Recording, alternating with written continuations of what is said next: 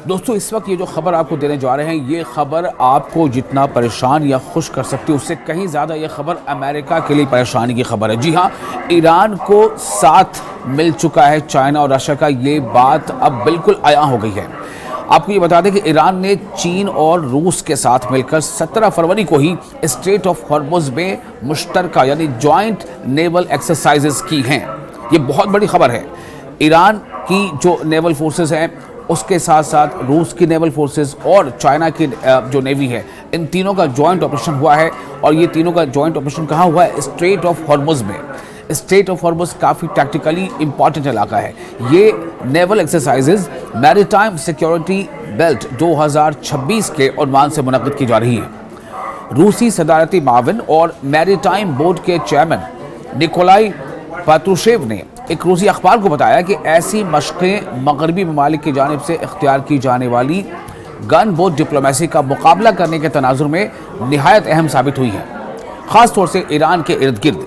इनके मुताबिक इन naval exercises का मकसद आलमी समंदरों के इस्तेहकाम को यकीनी बनाना है। इत्तेहादी ममालिक यानी जो भी अलायंस में जो कंट्रीज़ हैं, इनके बहरी जहाज़ जो हैं कि बंदरगाह पर मौजूद हैं, जो बंदर अब्बास जिसका नाम बताया जा रहा है। और इस अहम आबी गुज़रगाह को जो वाटर कैनाल है समंदर का, इसके करीब वाक़ है। ताहम इन एक्सरसाइजेस का बुनियादी मरकज़ खलीज ओमान के वसी समंदरी इलाके हैं। आप सोचें, वही ओमान के आसपास का जो समंदर है, वहाँ पर ये नेवल एक्सरसाइज हो रही है और वहाँ से बहुत करीब है स्ट्रेट ऑफ हॉर्मुज़।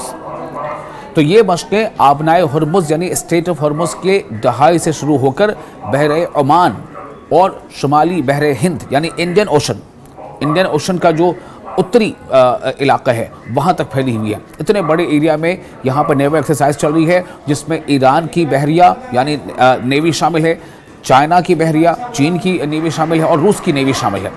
तो ईरान इस साल की सह फरीकी बहरी मशकों की मेज़बानी कर रहा है, यानी कि इन तीन देशों की जो नेवल एक्सरसाइज चल रही है, ईरान उसका होस्ट है, जो फरवरी को वस्त में शुमाली बहरे हिंद में मुनक़िद हो रही है। इंडियन ओशन के उत्तरी इलाके में ये जो एक्सरसाइजेज चल रही हैं। और ये बहुत बड़ी खबर इसलिए भी है कि एक ऐसे वक्त में जब अमेरिका और ईरान के बीच एक तनाव बना हुआ है और अमेरिका ने पूरी अपनी आर्मादा कहते हैं कि जो मेन जो फ्लीट कैरियर होता है, जो युद्धपोत होता है, उसके आसपास पूरा उसका जो लाव लश्कर होता है, जिसमें ट्रांसपोंडर्स होते हैं, जिसमें डिस्ट्रॉयर्स होते हैं, जिसमें गन बोट्स होती हैं, जिसमें मिसाइल लॉन्चर्स होते हैं, सब का एक जो दल होता है पूरा समंदर में, अमेरिका ने पूरे दल बल के साथ, जिसे कहते हैं आर्मादा, उसके साथ जहां वो समंदर में अपनी मौजूदगी दर्ज करा रहा है, वहीं तीन देश, न सिर्फ ईरान बल्कि ईरान के साथ साथ चीन और रूस, ये अपनी ताकत का अलग मुजाहरा कर रहे हैं।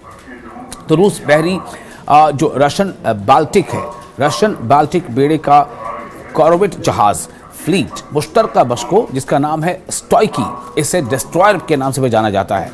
इससे कबल बंदर अब्बास में ईरान के पहले नेवल डिस्ट्रिक्ट पर लंगरअंदाज हो चुका है। अब आप सोचें कि ये बाज़ाब्ता तस्वीरों में भी आपको दिखाएंगे किस तरह से ये रशिया का ये डिस्ट्रॉयर है, जो किसी भी फ्लीट कैरियर के साथ साथ चलता है, जो बेड़ा होता है समुद्री बेड़ा, उसके साथ साथ चलता है। तो पेट्रोशेव ने यह कहा है कि मॉस्को मगरबी बालादस्ती यानी वेस्टर्न हेजेमनी है, उसके जवाब में समंदरों पर कसीर कुतुबी आलमी निज़ाम कायम करने की कोशिश कर रहा है। उन्होंने मज़ीद कहा है कि ब्रिक्स जो है वो रूस रायतों से फ़ायदा उठाएगा और एक मुकम्मल स्ट्रैटेजिक मैरीटाइम डायमेंशन की ज़रूरत पर उन्होंने जोर दिया है।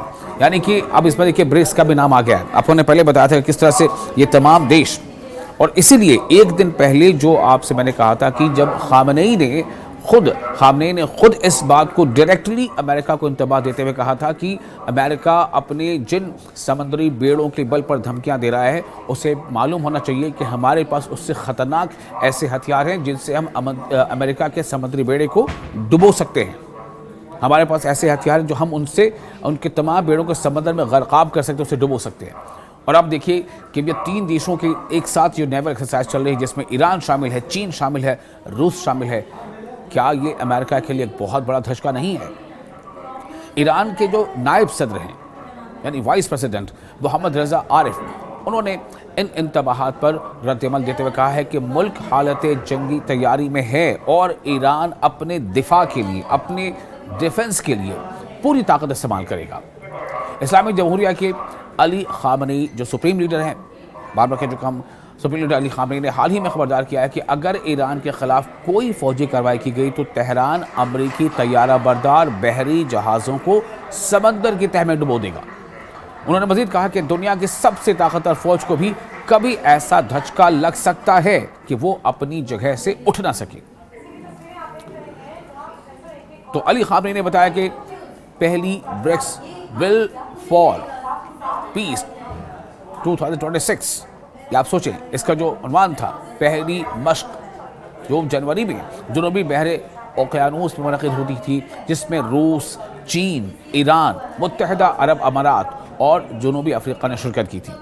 मैरीटाइम सिक्योरिटी बेल्ट की जो मश्क़ें हैं 2019 से हर साल ईरानी बहरिया की पहल पर मुनक़िद की जा रही हैं। ये हर साल ये एक्सरसाइज होती है और इस बार जो एक्सरसाइज हो रही है इसका ख़ास तौर से इसकी काफ़ी अहमियत बढ़ जाती है ऐसे वक्त में जब समंदर में ईरान को घेरने की कोशिश अमेरिका कर रहा है।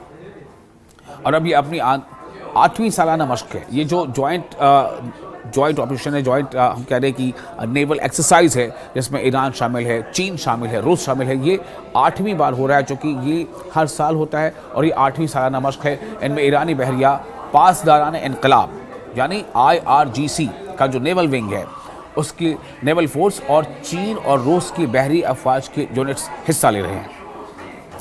तो खबर ये काफ़ी अहम इसलिए हो जाती है कि ईरानी मीडिया के मुताबिक इन मशकों का मकसद आलमी समुद्री तजारत की सिक्योरिटी को मजबूत बनाना है, जिनमें इंसदाद क़ज़ाक़ी यानी जो समुद्री लुटेरे होते हैं उनकी कार्रवाइयाँ, उनके खिलाफ कार्रवाई करना, समुद्री दहशतगर्दी के खिलाफ इक़दामात और सर्च एंड रेस्क्यू मिशंस शामिल हैं। ये मशक़ें ऐसे वक्त में हो रही हैं जब तेहरान और वाशिंगटन के दरमियान कशीदगी बरकरार है। ईरानी वज़ीर ख़ारजा अब्बास अराक़ची ने अमरीका के साथ दूसरे दौर की मुज़ाकरात के बाद रहनुमा उसूलों पर अमूमी मफ़ाहमत का इंदिया देते हुए बातचीत को ज़्यादा ताबीरी करार दिया है। दूसरी जानब अमरीकी सदर ने डोनाल्ड ट्रंप ने खित्ते में इजाफी बहरी अफवाज की तैनाती की तस्दीक करते हुए कहा है कि बहुत बड़े और ताकतवर जहाज़ ईरान की तरफ रवाना हो रहे हैं। तो आप उन्होंने उम्मीद ज़ाहिर की है कि उन्हें इस्तेमाल करने की ज़रूरत पेश नहीं आएगी। इसी बात को जो ईरान के सरबराह हैं वो ये कहते हैं कि ये दरअसल एक धमकी है, एक इंतबाह है और ये खालीपन है। इसको आम ज़बान कहते हैं, जैसा वो कह रहे हैं कि ये गीदड़ भभकी है और ईरान इन धमकियों के सामने झुकने वाला नहीं है। इसलिए अली खामनेई ने ये कहा था कि अगर अमेरिका को अपने उस बेड़े के बारे में इतना तकब्बुर है या वो धमकी आवेज़ लहजे में ट्रंप बात कर रहा है तो उसे याद रखना चाहिए कि उसको तबाह करने लायक हमारे पास हथियार है जो उसे समंदर के अंदर डुबो देगा।